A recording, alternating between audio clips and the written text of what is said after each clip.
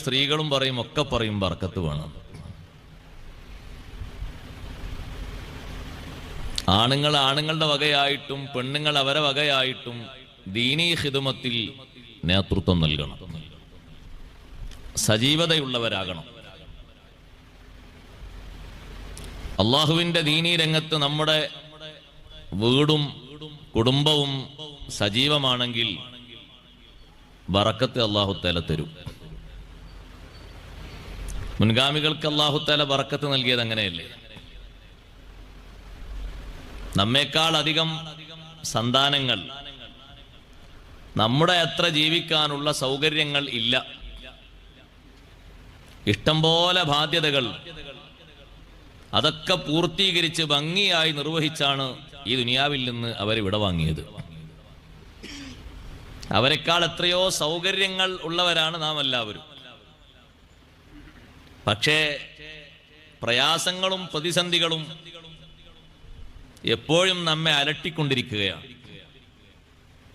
നമ്മുടെ മുന്നിൽ പലപ്പോഴും ആ ഒരു ചോദ്യം ഉള്ളത് കൊണ്ട് നിർവഹിക്കുന്ന ഇബാദത്തുകൾക്ക് പോലും ഭംഗി കുറഞ്ഞു പോവുകയാണ്. സ്വാഭാവികമായിട്ടും വരും. ഒരാളെ രോഗം അലട്ടുന്നുവെങ്കിൽ, ദാരിദ്ര്യം അലട്ടുന്നുവെങ്കിൽ, അതുപോലെ തന്നെ കടബാധ്യതയും മറ്റു മാനസിക പ്രശ്നങ്ങളും അലട്ടുന്നുവെങ്കിൽ അയാൾക്ക് നേർക്കുനേരെ ഒന്ന് നിസ്കരിക്കാൻ, മനസ്സ് നന്നായി ഒന്ന് തിരിക്കാൻ പ്രയാസം വരും. അതിൽ നിന്ന് മോചനം കിട്ടണ്ടേ? വേണം, ഉറപ്പായിട്ടും വേണം. മാറ്റം വേണ്ടേ? മാറ്റം വേണം. എല്ലാവരും ആ മാറ്റം ആഗ്രഹിക്കുന്നവരാണ്.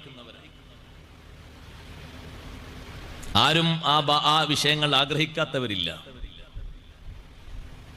സയ്യിദുനാ റസൂലുള്ളാഹി സ്വല്ലല്ലാഹു അലൈഹി വസല്ലം തങ്ങളെ കൂടെ ഉഹദിന്റെ രണഭൂമിയിൽ പങ്കെടുത്ത് ഷഹീദായ മഹാനാണ് ജാബിർ റളിയല്ലാഹു അൻഹുവിന്റെ ഉപ്പ അബ്ദുല്ലാഹി റളിയല്ലാഹു അൻഹു. ഞാൻ ഈ പറയുന്ന സംഭവം ഇമാം ബുഖാരി റളിയല്ലാഹു അൻഹു സ്വഹീഹുൽ ബുഖാരിയിൽ നിരവധി തവണ കൊണ്ടുവന്നിട്ടുണ്ട് ഈ സംഭവം.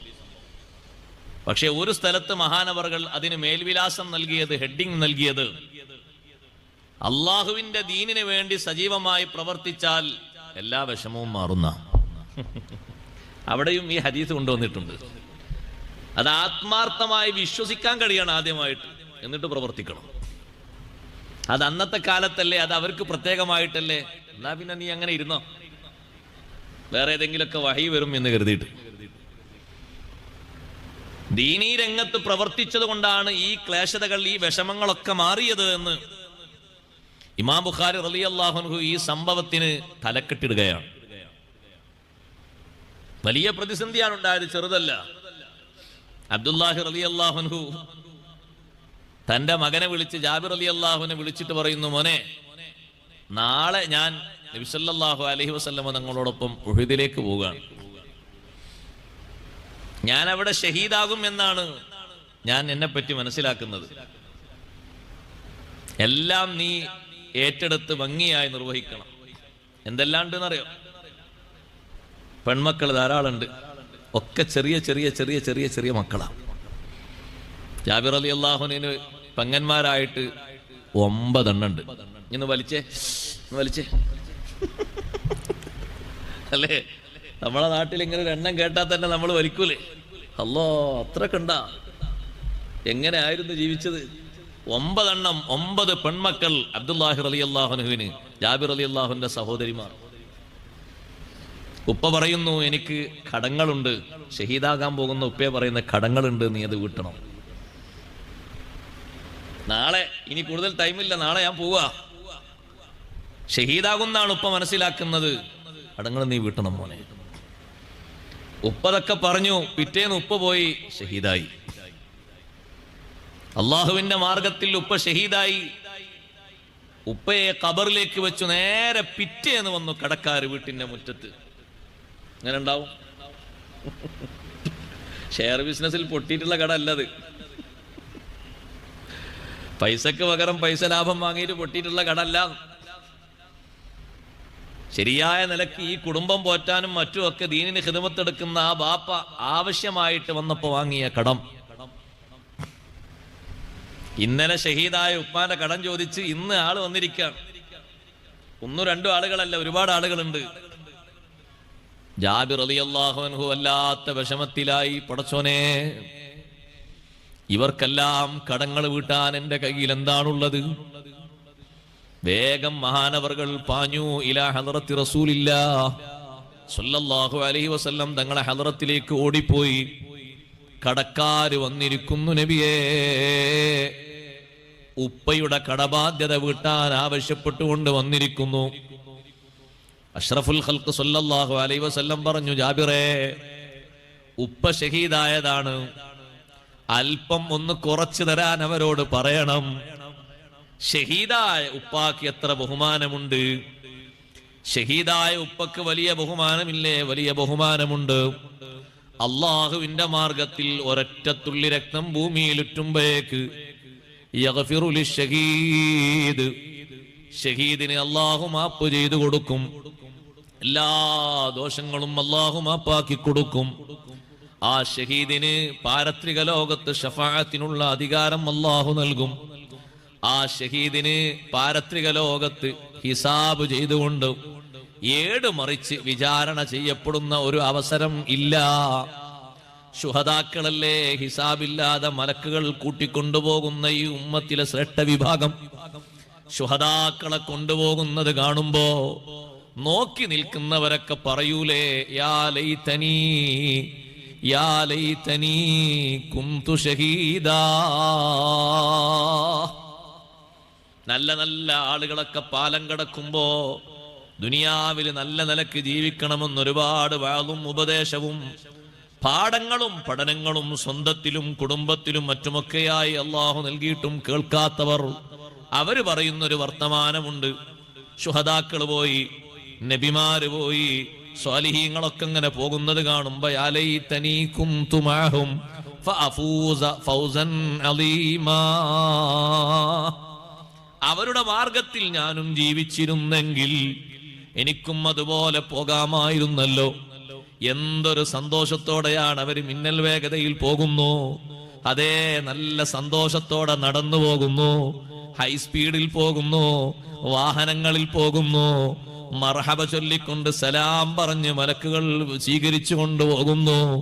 എന്തൊരു സന്തോഷമാണ്! എനിക്കും അവരോടൊപ്പം ഒരു ചെറിയ അവസരം ദുനിയാവിൽ കിട്ടിയിരുന്നെങ്കിൽ ഫഅഫൂസ ഫൗസൻ അലീമാ. ദുനിയാവിന്റെ ജീവിതത്തെക്കുറിച്ച് വിലാപത്തോടുകൂടെ മനുഷ്യൻ ആലോചിക്കുന്ന പറയുന്നൊരു നേരമാണത്. സഹോദരങ്ങളെ, ജാബിർ റളിയല്ലാഹു അൻഹുവിന്റെ ഉപ്പാക്ക് ഒരുപാട് ബഹുമാനങ്ങളുണ്ട്. പക്ഷേ ആ ബാധ്യതകൾ അത് വീട്ടേണ്ടത് തന്നെയല്ലേ? ഉപ്പ ഷഹീദായതാണ്, കുറച്ചൊന്ന് കുറച്ചു തരാൻ വേണ്ടി കടക്കാരോട് പറയൂ ജാബിറേ. ജാബിർ റളിയല്ലാഹു അൻഹു നിർദ്ദേശം കേട്ടിട്ട് വന്നിട്ട് പറഞ്ഞു, ഉപ്പ ഇന്നലെ ഷഹീദായതല്ലേ, നിങ്ങൾക്ക് തരാനുള്ളതിൽ നിന്ന് നിങ്ങൾ കുറച്ചു തരണം. എല്ലാവർക്കും തരാൻ കണക്കനുസരിച്ച് എന്റെ കയ്യിലില്ല. പക്ഷേ കടക്കാര് പറഞ്ഞു, ഞങ്ങൾക്ക് ലഭിക്കാനുള്ളത് ഹക്കാണ്, കിട്ടേണ്ടത് അങ്ങനെ തന്നെ വേണം. അവരവകാശല്ലേ അവർ ചോദിക്കുന്നത്? അവകാശമാണ്. അവരവകാശം തീർത്തു കൊടുക്കണ്ടേ?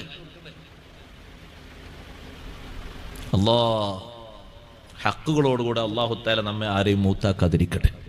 എല്ലാ ഹക്കുകളും കഴിവനുസരിച്ച് വീട്ടാനുള്ള വകുപ്പുകൾ വെക്കാനും അല്ലാഹു തൗഫീഖ് നൽകട്ടെ.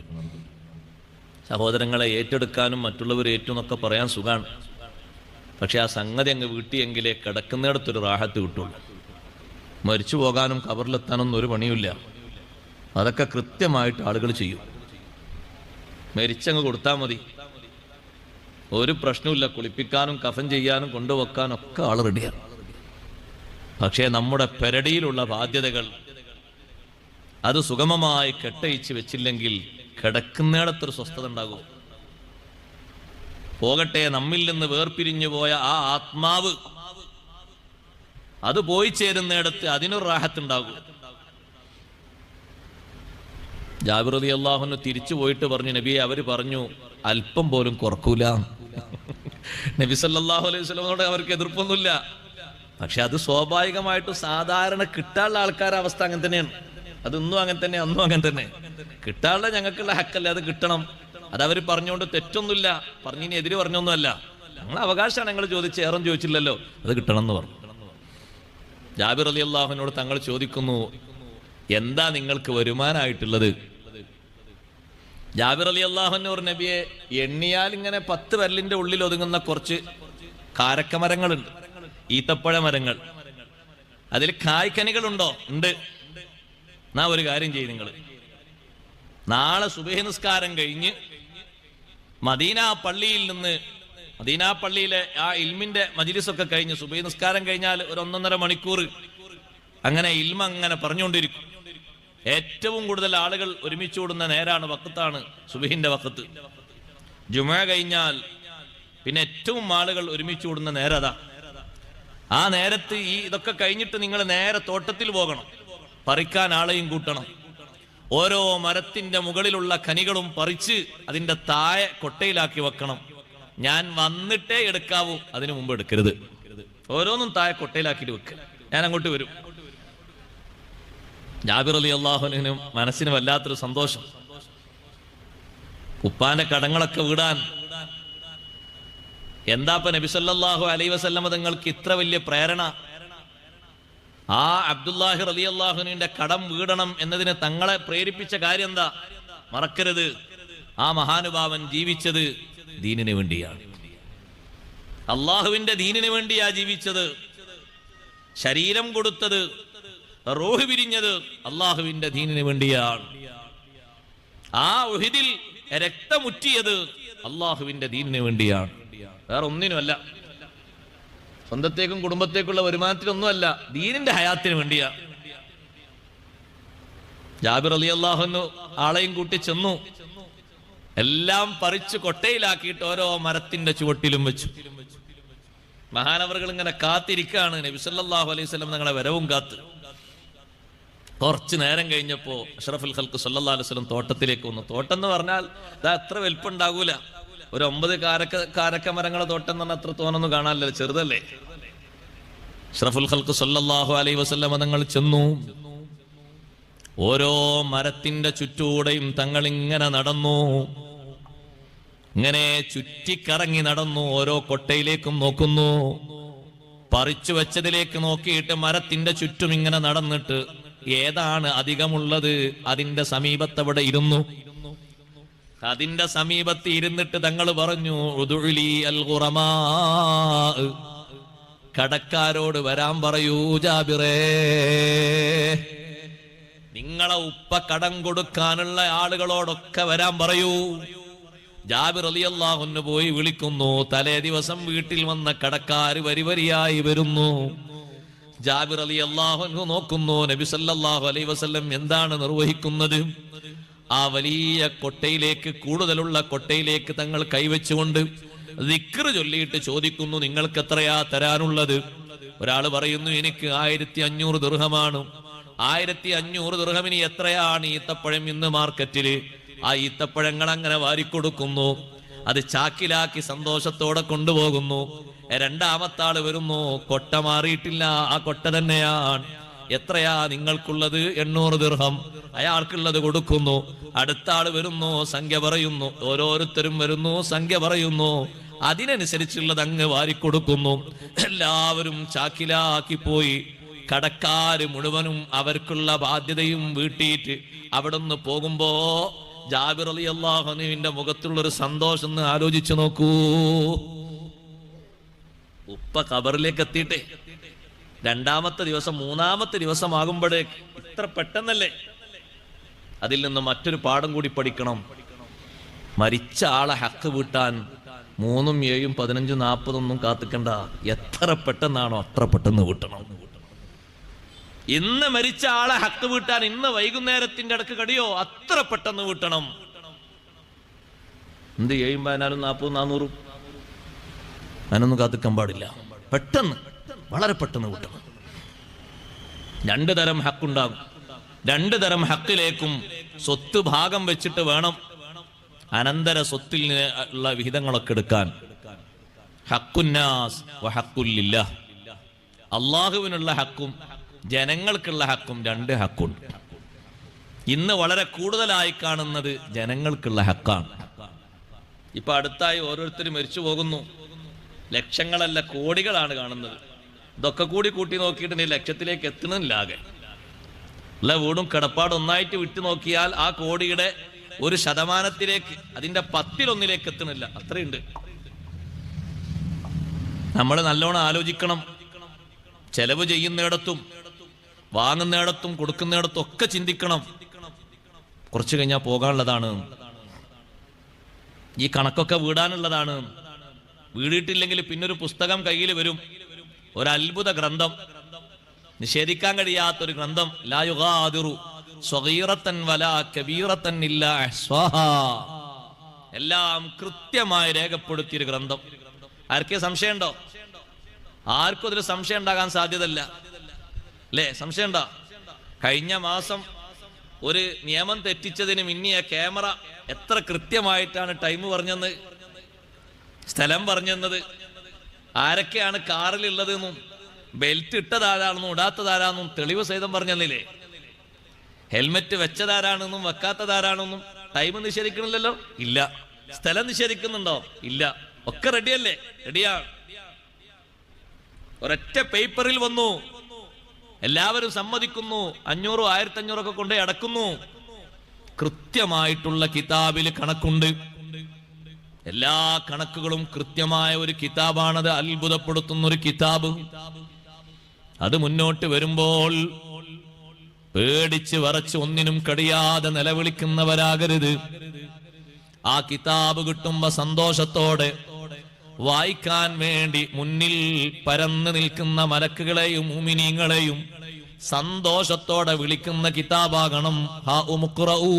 കിതാബിയാ, വരൂ എന്റെ കിതാബ് വായിച്ചോളൂ, എന്റെ ഏട് വായിച്ചോളൂ, എന്റെ ഏട് വായിച്ചോളൂ. മലക്കുകളോട് പറയുന്നു, സാക്ഷികളോട് പറയുന്നു, എല്ലാവരോടും പറയുന്നു. ഇന്നീ ളനന്തു അന്നീ മുലാഖിൻ ഹിസാബിയാ, ഇതുപോലെ ഒരു വിചാരണ വരുമെന്ന് നല്ലവണ്ണം ബോധ്യത്തോടെ ശ്രദ്ധയോടെ ജീവിച്ച ആളാണ് ഞാൻ, ഉറപ്പിച്ച് ജീവിച്ച ആളാണ്. അതുകൊണ്ട് എനിക്ക് പ്രശ്നങ്ങളില്ല, ആർക്ക് വേണമെങ്കിലും വായിക്കാം. എന്റെ കിതാബ് വായിക്കുന്നതിന് ഞാൻ ആരെയും തടയുന്നില്ല. വായിക്കപ്പെടാൻ പറ്റാത്ത കിതാബ് കിട്ടുന്ന ആള് പറയുന്നത് യാ ലൈതനീ ലം ഊത കിതാബിയാ,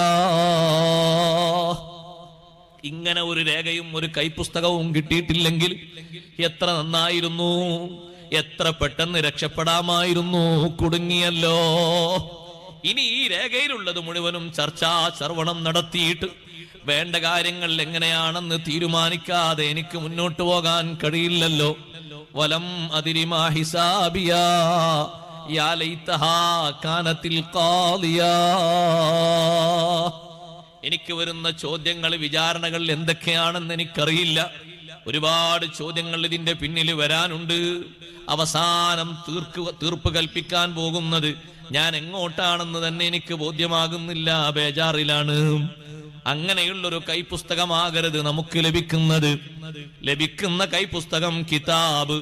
ആ കിതാബ് കറക്റ്റായി വായിക്കാൻ പറയും. ഇഖ്റ കിതാബക്, നിന്റെ കിതാബ് നീ വായിക്കണം. ഇഖ്റ കിതാബക് കഫാ ബിനഫ്സികൽ യൗമ അലൈക ഹസീബാ. എത്ര പ്രായമുള്ള ആളാണെങ്കിലും, പ്രായം കുറഞ്ഞ ആളാണെങ്കിലും, രോഗമായിട്ട് മരിച്ച ആളാണെങ്കിലും, ഓർമ്മശക്തി ഇല്ലാതെ മരിച്ച ആളാണെങ്കിലും, ബുദ്ധിക്കൊന്നും ഒരു കുറവൊക്കെ ഉണ്ടായിട്ട് ഒന്നൊരു കഥ ഇല്ലാതെ മരിച്ച ആളാണെങ്കിലും, നമ്മുടെ കിതാബൊക്കെ നമ്മൾ എഴുതുന്നൊരു സന്ദർഭമുണ്ട്, ഒരു സമയമുണ്ട്. ഈ ആയത്തിന്റെ തഫ്സീർ സയ്യിദുനാ റസൂലുള്ളാഹി സ്വല്ലല്ലാഹു അലൈഹി വസല്ലം തങ്ങളോട് ചോദിച്ച മഹാൻ അബ്ദുല്ലാഹി ബിൻ മസ്ഊദ് റളിയല്ലാഹു അൻഹു ആണ്. ഏതായത്ത്? ഇഖ്റ കിതാബക് കഫാ ബിനഫ്സികൽ യൗമ അലൈക ഹസീബാ. എന്താ നബിയെ, നിന്റെ കിതാബ് നീ വായിക്കൂന്ന് പറഞ്ഞ കിതാബ് ഏതാണ്?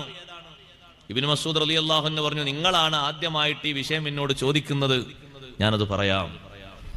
ഈ കിതാബ് നിന്റെ കിതാബ് എന്ന് പറഞ്ഞാൽ നീ എഴുതിയത് എന്ന അർത്ഥത്തിലാണോ? അതെ, ഞാനും നിങ്ങളും ഒരു കിതാബ് എഴുതുന്നുണ്ട്. കറക്റ്റ് വിവരങ്ങൾ എഴുതും. എത്ര വർഷത്തതായിരുന്നത്? പ്രായപൂർത്തിയായതിനു ശേഷം മരിക്കും വരെ എത്രയാ വർഷം? 40, 60, 35, 15 ശേഷം ഇങ്ങോട്ട് കുട്ടിക്കോ. പ്രായപൂർത്തി മുതൽക്കുള്ളത് ആണും പെണ്ണും അവരൊക്കെ എഴുതും. ഖബറിലേക്ക് വെച്ച ഉടനെ അഷ്റഫുൽ ഖൽഖ് സല്ലല്ലാഹു അലൈഹി വസല്ലം നിങ്ങൾ പറഞ്ഞു, ഖബറിലേക്ക് വെച്ച ഉടനെ മുൻകർ നക്കീർ അലൈഹിമസ്സലാത്തു വസ്സലാം വരുന്നതിന്റെ മുമ്പ് ആ ഖബറിലേക്ക്, നമ്മുടെ ഖബറിലേക്ക്, ഓരോരുത്തരുടെയും ഖബറിലേക്ക് ഒരു മലക്ക് വരും. ആ മലക്ക് വന്നിട്ട് പറയും, ഇരുത്തിയിട്ട് പറയും, നിന്റെ ജീവിതത്തിന്റെ മുഴുവൻ വിഷയങ്ങളും ഒന്ന് എഴുതണമെന്ന് പറയും. ഖബറാള് ചോദിക്കും, എഴുതാൻ പേപ്പറും പേനയൊക്കെ വേണ്ടേ? പേനയാ വേണ്ടത്? ദാ ഈ വിരല് പേനയാക്കിക്കോ. മഷിയല്ലേ വേണ്ടത്? നിന്റെ നാവിലൂടെ വരുന്ന ഉമിനീര് മഷിയാക്കി എടുത്തോ. പേപ്പറാണോ വേണ്ടത്? ഒരു ചെറിയ കഷ്ണം കടലാസ്, കഷ്ണം തുണി ഇങ്ങനെ മുറിച്ച് കഫംപുടയിൽ നിന്ന് കയ്യിൽ കൊടുക്കും, എഴുതെന്ന് പറയും. വേഗത്തിൽ എഴുത്ത് നടക്കും. ഇവിടെ നിന്ന് അങ്ങോട്ടുള്ള കാര്യങ്ങളൊക്കെ, മരിച്ചതിന് ശേഷമുള്ള കാര്യങ്ങളൊക്കെ പെട്ടെന്നാണ്. വേഗത്തിലെ കാര്യങ്ങളൊക്കെ നടക്കുന്നത്. എഴുതാൻ പറയും. ഓർമ്മ വരുമോ? മുഴുവനും ഓർമ്മ വരും. അത് ശരി, അത്രമാത്രം വലിയ കഴിവൊക്കെ മരിച്ചു കഴിഞ്ഞാൽ പിന്നെ ഉണ്ടാകുമോ? അഷ്റഫുൽ ഖൽഖ് സല്ലല്ലാഹു അലൈഹി വസല്ലം നിങ്ങൾ പറഞ്ഞു, മരിച്ച ഒരു മയ്യത്തിന്, മരിച്ചു കിടക്കുന്ന ഒരു മയ്യത്തിന്റെ മേൽ എത്ര ആള് നിസ്കരിച്ചു എന്ന് കറക്റ്റായിട്ട് ആരൊക്കെയെന്നുള്ളത് ആ മയ്യത്തിന് അറിയും. കുറെ ആൾക്കാർ നിസ്കാരം കഴിഞ്ഞിട്ട് പോകല്ലേ, ഖബറിന്റെ ചുറ്റുഭാഗം എത്ര ആളുകൾ കൂടി എന്ന് വളരെ കറക്റ്റായിട്ട് കൃത്യമായിട്ട് അറിയുന്നതാണ്. ഓ, അവനൊക്കെ ഒരു ആമീനും കൂടി പറയാതെ, ഒരു തസ്ബീത്തും കൂടി ചെല്ലാതെ പെട്ടെന്ന് കഴിച്ചില്ല, എന്തൊരു വലിയ കൂട്ടുകാരെയെന്ന്. അപ്പോഴൊക്കെ അവന് ബന്ധം, ഒരു നിസ്കാരം കഴിഞ്ഞ് അവൻ ഓടിയല്ലേ. കറക്റ്റായി അറിയുന്നതിന് എത്ര ആൾ നിസ്കരിച്ചു, ആരൊക്കെ വന്നു, കൃത്യമായിട്ട് അറിയുന്നു എന്ന് സയ്യിദുനാ റസൂലുള്ളാഹി സ്വല്ലല്ലാഹു അലൈഹി വസല്ലം നിങ്ങൾ പഠിപ്പിക്കുമ്പോ ആ മരണത്തിന്റെ ശേഷമുള്ള കഴിവ് കൂടുകയാണ്, വർദ്ധിക്കുകയാണ്, കുറയല്ല. അതാ ഞാൻ പറഞ്ഞത്, എത്ര ഓർമ്മക്കുറവായിട്ട് ഒരു പിച്ചുംപേയൊക്കെ പറഞ്ഞ് ഒരു പിടുത്തമില്ലാതെ മരിച്ച ആളാണെങ്കിലും മരണത്തിന് ശേഷമുള്ള കഴിവൊന്ന് വേറെയാണ്. എഴുതാൻ പറയും. അവനവന്റെ കഫംപുടയിൽ നിന്ന് ഒരു കഷ്ണം മുറിച്ച് തന്നിട്ട് കയ്യിൽ തന്നിട്ട് എഴുതാൻ പറയും. എഴുതും. എഴുതിക്കഴിഞ്ഞാൽ അത് ചുരുട്ടും. ആ മലക്കത് ചുരുട്ടും. ചുരുട്ടിയിട്ട് പെരടിയിൽ ഇങ്ങനെ പിടിച്ച് കെട്ടിവെക്കും. ഈ പെരടിയിൽ കെട്ടിവെച്ച എഴുത്തുണ്ടല്ലോ, രേഖയുണ്ടല്ലോ, ഇത് വായിക്കാനാണ് അള്ളാഹുവിന്റെ നിർദ്ദേശം. ഇഖ്റ കിതാബക്, നീ എഴുതിയത് നീ വായിക്കണം. കഫാ ബിനഫ്സികൽ യൗമ അലൈക ഹസീബാ, നിനക്ക് വിചാരണക്ക് നീ എഴുതിയത് തന്നെ മതി. ബാക്കിയുള്ള മലക്കുകൾ എഴുതിയതില്ലേ, അത് വേറെ എഴുത്തുണ്ട്. അതിനേക്കാളും നല്ല എഴുത്ത് വായിക്കാൻ ഏറ്റവും നല്ലത് നീ എഴുതിയ ഒരു പുസ്തകമുണ്ട്, ഒരു കിതാബുണ്ട്, രേഖയുണ്ട്, നീ അത് വായിക്കണം. സുബ്ഹാനല്ലാഹ്, വായിക്കാൻ ശ്രമിക്കുമോ? വായിക്കും. വായിക്കാൻ ആഗ്രഹിക്കുന്ന ആളുകൾ വായിക്കും. വായിക്കാൻ ബേജാറാകുന്ന ആളുകൾ വെപ്രാളത്തോടെ പലതും വിളിച്ചു പറയും. സഹോദരങ്ങളെ, എല്ലാവർക്കും അങ്ങനെ ഒരു രേഖയും ഒരു എഴുത്തും കെട്ടിത്തരും. അതേ സമയത്ത് വിചാരണയ്ക്ക് വിധേയമാക്കപ്പെടാത്ത ആളുകൾ, അവര് വായിക്കേണ്ടതില്ല, വായിക്കാൻ നിൽക്കേണ്ടതില്ല. നേരത്തെ തന്നെ അവർ പാലം കടന്നു പോകും. ബാധ്യതകൾ ബാക്കി വെക്കുമ്പോൾ നല്ലോണം ശ്രദ്ധിക്കണം. ജാബിർ റളിയല്ലാഹു അൻഹുവിന്റെ ഉപ്പയുടെ കടം മുഴുവനായിട്ടും ഒരു കൊട്ടയിൽ നിന്ന് സയ്യിദുനാ റസൂലുള്ളാഹി സ്വല്ലല്ലാഹു അലൈഹി വസല്ലം കടക്കാരുടെ കണക്ക് നോക്കിയിട്ട് എടുത്ത് ഓരോരുത്തർക്കും കൊടുത്ത് കടബാധ്യതകൾ മുഴുവനും വീടിയപ്പോ ജാബിർ റളിയല്ലാഹു അൻഹു പറയുന്നു, ഞാൻ ആ പാത്രത്തിലേക്ക്, കൊട്ടയിലേക്ക് നോക്കി. നേരത്തെ എത്രയാണോ പറിച്ചു വെച്ചത് അത് തന്നെ കൊട്ടയിലുണ്ട്, അല്പം പോലും കുറഞ്ഞിട്ടില്ല. ആ കൊട്ടയിൽ അങ്ങനെ തന്നെ കാണുന്നുണ്ട്. എന്റെ മുഖത്ത് വല്ലാത്ത സന്തോഷം. പറിച്ചു വെച്ച കാരക്കകളിൽ നിന്നൊരെണ്ണം പോലും കുറഞ്ഞിട്ടില്ല. കടബാധ്യതകളൊക്കെ വീടുകയും ചെയ്തു. ജാബിർ റളിയല്ലാഹു അൻഹു സന്തോഷം കൊണ്ട് പറഞ്ഞു, നബിയേ, ഞാൻ ഈ കണ്ട സംഭവം, ഈ വലിയ മുഅ്ജിസത്ത്, അത്ഭുതം, ഞാൻ പോയിട്ട് അബൂബക്കർ, ഉമർ റളിയല്ലാഹു അൻഹുമയോട് പോയി പറയട്ടെയോ? നിങ്ങൾ അവരോട് പോയി പറയൂ എന്ന് നബി സല്ലല്ലാഹു അലൈഹി വസല്ലം അനുവാദം കൊടുത്തു. ജാബിർ റളിയല്ലാഹു അൻഹു പറയുന്നു, ഞാൻ ആദ്യം ചെന്നു അബൂബക്കർ റളിയല്ലാഹുവിന്റെ അടുത്തേക്ക്. എനിക്കുണ്ടായ ഈ സന്തോഷം, ഉപ്പയുടെ ഈ ഭാരിച്ച ബാധ്യത, അതെല്ലാം ഒരു കൊട്ടയിൽ നിന്ന് നബി സല്ലല്ലാഹു അലൈഹി വസല്ലം കടക്കാർക്ക് എടുത്തു കൊടുത്ത് പൂർണ്ണമായും വീട്ടുകയും നേരത്തെ പറിച്ചു വച്ച കായ്ക്കനികൾ അങ്ങനെ തന്നെ മിച്ചം വരികയും ബാക്കിയുള്ള മരത്തിന്റെ ചുവട്ടിലുള്ളതൊക്കെ അവിടെയുണ്ട്, അനങ്ങിയിട്ടില്ല. അതെല്ലാം എനിക്ക് വലിയ ബറക്കത്തായി മിച്ചമായി ഭാഗ്യം കിട്ടിയത്, ബാക്കി ലഭിച്ചത്. സിദ്ദീഖ് റളിയല്ലാഹു അൻഹുവോട് ഞാൻ പറഞ്ഞപ്പോ മഹാനവറുകൾ പറഞ്ഞു, അല്ലാഹു നിനക്ക് വലിയ ബറക്കത്താ നൽകിയത്, വലിയ ഭാഗ്യമാണ് തന്നത്. അവിടുന്ന് സന്തോഷം പറഞ്ഞ ശേഷം പിന്നെ ഉമർ റളിയല്ലാഹുവിന്റെ അടുത്തേക്ക് ചെന്നു. ഉമർ റളിയല്ലാഹു അൻഹു പറഞ്ഞു, എനിക്കത് നേരത്തെ മനസ്സിലായിട്ടുണ്ട്. നിങ്ങൾക്ക് എപ്പോ മനസ്സിലായി? നിങ്ങളെ തോട്ടത്തിൽ നബി സല്ലല്ലാഹു അലൈഹി വസല്ലം ഇങ്ങനെ കറങ്ങുന്നത് ഞാൻ കണ്ടു. അത് ഞാൻ കണ്ടു, ഞാനത് കണ്ടിട്ടാണ് വീട്ടിലേക്ക് പോകുന്നത്. അപ്പൊ എന്റെ കൂടെയുള്ള ആളോട് ഞാൻ പറഞ്ഞു, ഇന്ന് ജാബിർ റളിയല്ലാഹു അൻഹുവിന് ഭാഗ്യത്തിന്റെ ദിവസമാണ് എന്ന് പറഞ്ഞു. ഇന്ന് മഹാഭാഗ്യ കിട്ടുക. ഇങ്ങനെ നടക്കുന്നത് കണ്ടപ്പോഴേക്കന്നെ എനിക്ക് മനസ്സിലായി, നിങ്ങൾക്ക് ഇന്ന് കിട്ടുന്നതൊക്കെ ഭാഗ്യമായിരിക്കും. ഈ ബറക്കത്ത് കണ്ടില്ലേ നിങ്ങൾ? ബാധ്യതകളൊക്കെ വീടിയിട്ടും മിച്ചം കണ്ടോ? എത്രയുണ്ട് ബാക്കി? ഇഷ്ടം പോലെ ബാക്കിയുണ്ട്. കുടുംബത്തിനെ സന്തോഷത്തോടുകൂടെ പോറ്റാനുള്ള ധനം അവിടെ ബാക്കിയായി. ഇതിങ്ങനെ കൊടുക്കാൻ അള്ളാഹു വർദ്ധിപ്പിച്ചതും ബാക്കി വെച്ചതിന്റെയും ഒക്കെ പ്രധാനപ്പെട്ട കാരണം ഉപ്പ അബ്ദുല്ലാഹി റളിയല്ലാഹു അൻഹു അള്ളാഹുവിന്റെ ദീനിന്റെ ഖിദ്മത്തിൽ സജീവമായി പ്രവർത്തിച്ചതുകൊണ്ട് കിട്ടിയ ബറക്കത്താണ്. അതാണ് ഇമാം ബുഖാരി റളിയല്ലാഹു അൻഹു അധ്യായം ഇട്ടിരിക്കുന്നത്. നമ്മൾ അവിടെ മനസ്സിലാക്കേണ്ടത്, പ്രാരാബ്ദങ്ങളിൽ ജീവിച്ച ആളുകൾക്കൊക്കെ അങ്ങനെയാണ് അല്ലാഹു തആല പരിഹാരം കൊടുത്തത്. ഇഷ്ടം പോലെ കൊടുത്തു. ദീനിന് വേണ്ടി സജീവമായി പ്രവർത്തിച്ചപ്പോൾ അല്ലാഹു തആല അവർക്ക് ബറക്കത്ത് അങ്ങനെ ചൊരിഞ്ഞു കൊടുത്തു. ആദ്യഘട്ടങ്ങളിൽ പഠിക്കാൻ പോലും ഒരു ദീനാർ, ഒരു ദിർഹം പോലും ഇല്ലാതെ കഷ്ടപ്പെട്ടിരുന്ന മഹാനാണ് ഇമാമുന ഷാഫിഈ റളിയല്ലാഹു തആല. വരിസംഖ്യ കൊടുക്കാനില്ലായിരുന്നു. വരിസംഖ്യ എല്ലാവരും കൊടുക്കണം കേട്ടോ. വരിസംഖ്യ കൊടുക്കാനില്ലായിരുന്നു ഉസ്താദിന്. പഠിപ്പിക്കുന്ന ഉസ്താദിന് എന്തെങ്കിലുമൊക്കെ ഒരു വരിസംഖ്യ കൊടുക്കണ്ടേ? കുറച്ചല്ലേ ഉണ്ടാവുള്ളൂ. അത് കൊടുക്കാനില്ലായിരുന്നു ഉമ്മാന്റെ പക്കല്. ഉപ്പ ചെറുപ്പത്തിലേ വഫാത്തായി പോയി. ഉമ്മയല്ലേ വളർത്തുന്നത്. പക്ഷേ ആ ഉമ്മ അക്ഷീണം യത്നിച്ച് മകനെ പഠിപ്പിച്ച് അള്ളാഹുവിന്റെ ദീനിന്റെ ഖിദ്മത്തിൽ ഉമ്മ സജീവമായി പ്രവർത്തിച്ചപ്പോ അള്ളാഹു സുബ്ഹാനഹു വ തആല കൊടുത്ത ബറക്കത്തിന് കയ്യും കണക്കൂല്ല.